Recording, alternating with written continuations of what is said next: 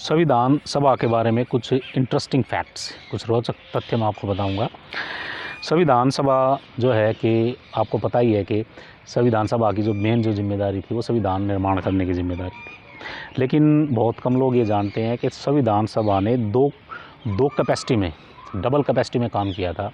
एक तो काम था संविधान सभा का संविधान निर्माण करना, और दूसरा इसका काम था, इसकी जिम्मेदारी थी विधायिका के रूप में कार्य करना, मतलब संसद के रूप में कार्य करना। विधायिका तो समझते हैं ना आप, विधायिका का काम क्या है? विधान बनाना, विधान का मतलब कानून का निर्माण करना, ठीक है ना। तो इसने दो कैपेसिटी में काम किया था, एक तो संविधान सभा के रूप में संविधान का निर्माण करने के लिए, और दूसरी इसकी जो जिम्मेदारी थी वो संसद के रूप में या विधायिका के रूप में इसने काम किया था, ठीक है।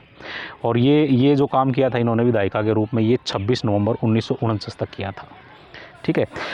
जब संविधान सभा संविधान निर्माण से संबंधित कार्य करती थी, ठीक है ना, जब संविधान सभा संविधान निर्माण से संबंधित कार्य करती थी, डिस्कशन करती थी, डिबेट करती थी, प्रेजेंटेशंस होती थी वहाँ, तो उसकी जो अध्यक्षता है वो डॉक्टर राजेंद्र प्रसाद करते थे, ठीक है भाई। और जब ये विधायिका के रूप में कार्य करती थी, मतलब संसद के रूप में कार्य करती थी, संविधान मतलब कि जो छोटे मोटे कोई कानून जो बनाने हैं देश के लिए, टेम्परेरी कानून थे, क्योंकि जब तक जो है संविधान तो लागू हुआ नहीं था।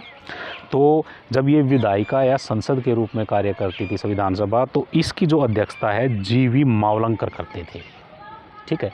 तो ये बात याद रखना कि संविधान सभा ने दो कैपेसिटी में काम किया था 26 नवंबर 1949 तक। एक तो संविधान सभा के रूप में इसने कार्य किया था संविधान निर्माण के लिए, और दूसरा इसने विधायिका या संसद के रूप में कार्य किया था।